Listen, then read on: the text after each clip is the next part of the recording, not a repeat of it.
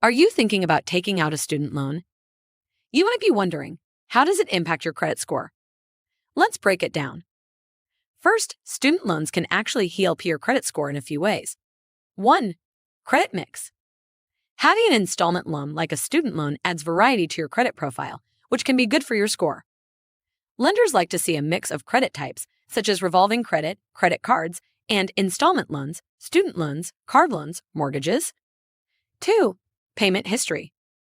On-time payments build a solid payment history, which is the most important factor in your credit score, making up about 35% of your FICO score.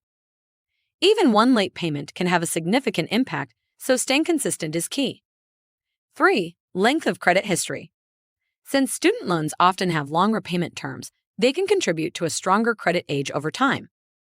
The longer your accounts remain open and in good standing, the better it is for your credit score. But there are also some risks you need to watch out for. 1. Missed or late payments. Late payments can seriously damage your credit score and stay on your credit report for up to 7 years. If your loan goes into default, it could lead to wage garnishment or tax refund withholding. 2. High debt load. A large student loan balance increases your debt-to-income ratio, which can make it harder to get approved for new credit. If your DTI is too high, lenders may see you as a risky borrower, which can limit your ability to qualify for mortgages, auto loans, or credit cards. 3. Hard inquiries. Private student loans may require a hard credit check, which can temporarily lower your score.